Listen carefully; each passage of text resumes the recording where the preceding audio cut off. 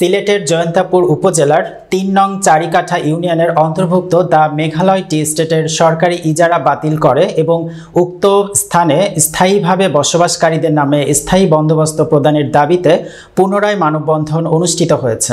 রবিবার বিকেলে ৪টায় চারিকাঠা ৫ মৌজাবাসীর আয়োজনে চতুরবাজার দরবস্ত কানাইঘাট রোডের পাশে এই মানববন্ধন অনুষ্ঠিত হয়।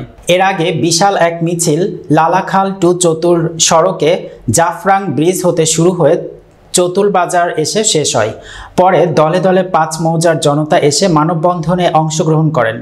মানববন্ধনে এলাকার প্রবীণ মুরব্বী আমির আলীর সভাপতিত্বে ও উপজেলা জামায়াতের সাবেক সভাপতি নাজমুল ইসলামের সঞ্চালনায় বিশেষ অতিথি হিসেবে বক্তব্য রাখেন সিলেট জেলা কৃষক দলের যুগ্ম আহ্বায়ক আলতাফ হোসেন বিলাল, চারিকাঠা ইউনিয়ন পরিষদের সাবেক চেয়ারম্যান শাহ আলম চৌধুরী, তোফায়েল সহ অন্যান্যরা।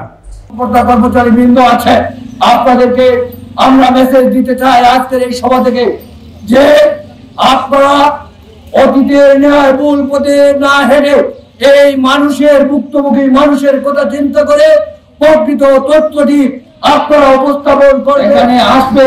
এখানে যে হাজার হাজার মানুষ বসবাস করছে, হাজার হাজার লোক এখানে বসবাস করছে, তাদের পিঠা মাটি যতক্ষণ ফিরিয়ে দেওয়া না হচ্ছে ততক্ষণ পর্যন্ত আমাদের এই আন্দোলন চলবে। আমরা আজকে এখান থেকে পরিষ্কার ভাষায় বলে দিতে চাই, যদি মেঘালয় বাতিল না করা হয় তাহলে জয়ন্তাপুর উপজেলা প্রশাসন তথা সিলেট সহ সমগ্র প্রশাসনকে আমরা দেওয়া করতে বাধ্যতা।